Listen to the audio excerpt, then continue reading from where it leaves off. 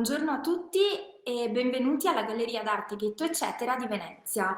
Oggi siamo in diretta con Roma per presentare la nuova artista che è entrata a far parte della nostra collezione permanente.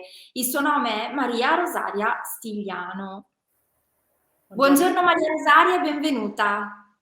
Buongiorno e grazie di avermi invitato a presentarmi. È un piacere, così possiamo conoscere un pochino meglio, perché in galleria da circa un mesetto abbiamo un paio di sue opere, come quella che si trova alle mie spalle, però abbiamo bisogno di capire un pochino di più su di lei. La prima domanda che tutti quanti si chiedono è quando ha iniziato a creare, quando è diventata un'artista. Allora, diciamo che la passione per la pittura è una cosa che mi ha sempre accompagnato e che mi sono conquistata col tempo perché inizialmente i miei studi sono stati giuridici e un po' per il fatto che la mia famiglia non era d'accordo su questo tipo di professione Ahia. e quindi la mia prima laurea è in legge. Ma non ero felice, non dipingevo mentre insomma andavo a seguire le cause e alla fine ho deciso di ricominciare tutto e quindi ho lasciato il praticantato, ho lasciato quel mondo, mi sono iscritta all'accademia e praticamente ho finalmente inseguito quella che era la mia natura, quello che desideravo. E inizialmente è stata molto dura perché non avevo nessun tipo di appoggio nemmeno dal punto di vista familiare, che in realtà poi è arrivato in seguito, quando hanno incominciato a vedere che facevo sul serio. Subito dopo il periodo universitario ho iniziato a fare delle mostre, ho fatto il premio Massenzio che ho vinto e da lì si è aperto il mondo delle gallerie e ho iniziato a lavorare con le gallerie.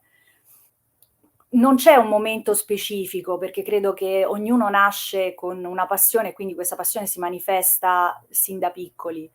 Però quello che voglio dire, e questo lo dico anche ai miei ragazzi perché io insegno disegno e pittura, è quello di inseguire i propri sogni, anche quando potrebbe sembrare una scelta difficile, quando potrebbe sembrare magari la scelta meno semplice dal punto di vista lavorativo, perché se si ha la passione, se si ha il desiderio di realizzare un sogno, questa passione, questo sogno ti risponde.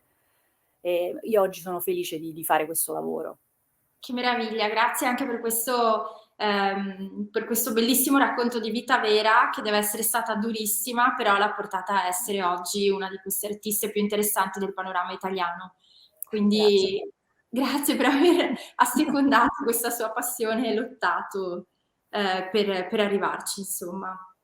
Un'altra domanda che spesso ci fanno è cosa intende con questi materiali, questo mix di materiali che utilizza nelle sue tele. Sì, allora, si tratta di, pigmenti, oli, smalti industriali e la superficie viene, graffiata. Praticamente il mio è un togliere e mettere nel quadro, quindi quelli che si vedono sono anche strati che vengono riportati alla luce da, dei graffi, delle, rimozioni che realizzo quando il colore è ancora fresco. Questo mi consente di fare un po', quasi il lavoro di uno scultore, ma uno scultore non di marmo, ma di creta, cioè riuscire a giocare con i materiali e con le sovrapposizioni e le asportazioni per dare un effetto atmosferico. Ecco, quello che cerco di realizzare nelle mie immagini è attraverso questo tormento nel colore, riuscire a dare l'idea di un'atmosfera che può avere un posto, un interno, piuttosto che uno squarcio urbano, o un paesaggio industriale, quella che è un po' il senso dell'aria che si respira in quel posto. Gioco molto in questo senso con i contrasti di luce, quindi alterno dei toni molto scuri a dei punti di luce accesa.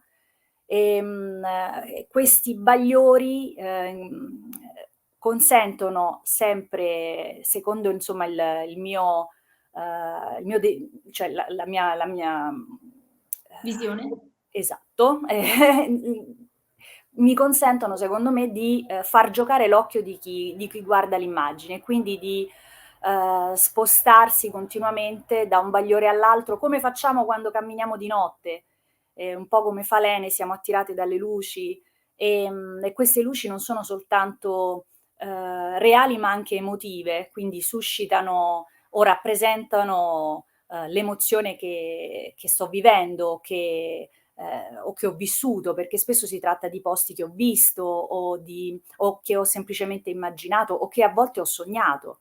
Quindi in questo cerco di far entrare chi guarda l'immagine in quello che è il mio modo di vedere il mondo, che è questa alternanza musicale tra luce e ombre e tra colori forti, accesi, a magari toni un po' più spenti. Insomma, cerco di introdurre chi guarda l'immagine alla possibilità di vivere quello che per me è un sogno. Infatti sono a metà tra il sogno e la veglia, queste immagini, secondo me. Non è un paesaggio completamente reale, è a metà tra la realtà e l'onirico.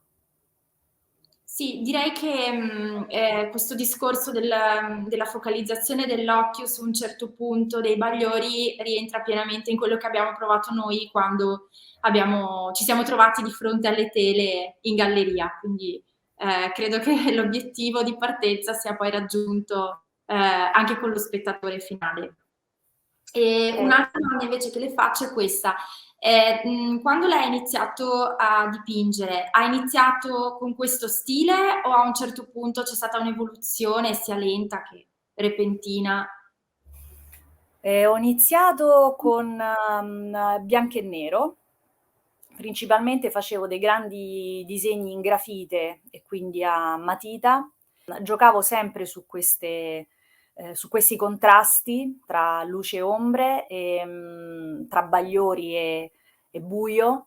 E poi progressivamente col tempo sono arrivati prima dei monocromatici e poi è esploso il colore. Si può vedere questo passaggio progressivo dai miei quadri, non lo so, di una decina di anni fa ai contemporanei che invece sono molto molto più colorati. E anche come soggetti, devo dire, soprattutto nel periodo del Covid, sono venute fuori le giostre, i circhi, avevo proprio bisogno di gioia, di atmosfera di festa, in un momento che era molto, molto silenzioso invece, le strade erano deserte, e quindi ho cercato di trovare nella pittura quello che avrei voluto potesse ritornare nella realtà. Il colore mi ha aiutato moltissimo, quindi attualmente i colori sono molto accesi e sto continuando questa ricerca nel colore. Ho capito. E un'altra cosa, ci sono delle opere o un artista o degli artisti che l'hanno influenzata o comunque ispirata maggiormente? Assolutamente sì, uno di questi è Vespignani, che mi ha sempre affascinato per il nervosismo dei suoi tratti, nella realizzazione delle periferie romane. Lui riusciva ad essere, a spaziare tra, secondo me, il reale e l'irreale, proprio attraverso questo segno quasi incisorio nei suoi disegni e nelle sue opere pittoriche. Lui era sia pittore che illustratore.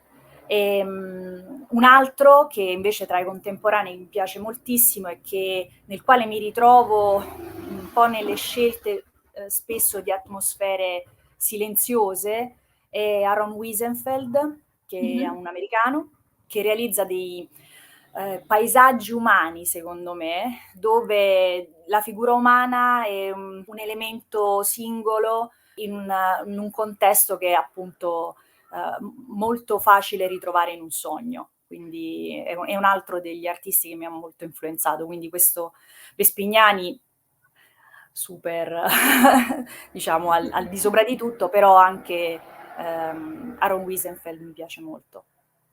Benissimo, io la ringrazio tanto per questa breve introduzione e l'aspettiamo in galleria quando ha voglia di passare e a presto. Grazie a voi e ben volentieri vi verrò a trovare e grazie di questa possibilità di presentare il mio lavoro ancora. Arrivederci. Arrivederci.